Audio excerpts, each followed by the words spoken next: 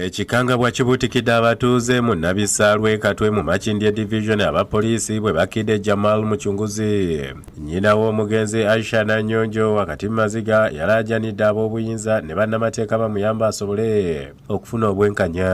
Alumiriza nti mutabani we abapoliisi baamuggye mu kaduukulu. Omwabadde abasibe abalala ne bamufulumya ne bamukuba era baamuzizza ng'ataawa era embeera bwe yatabuse ne bamussa ku kabangali ne bamutwala ne bamusuula emulago. Ne balaga nti taliiko babe. Omwana wange omuto bw'ati, omwana wange banebadde n'abalenzi babiri, omwana wange bamusesigazza akalenzi kamuyala. Sinzira ku Jamila Nayigaye abadde ne Muchunguzi ng'akwatibwa abaserikale bwe baamukutte baamututte nga bagambye nti ensonga zigenda kugwa mangu wabula nga baamutwalidde ku mpingu.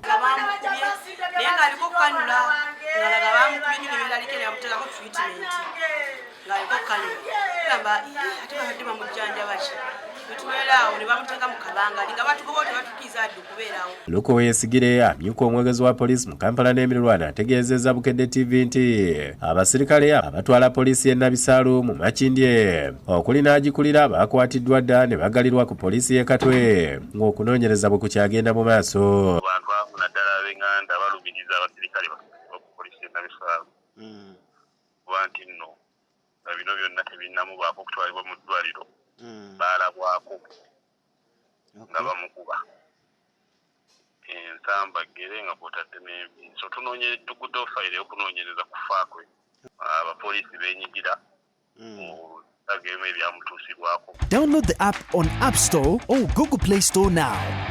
Vision Digital Experience, the future of media.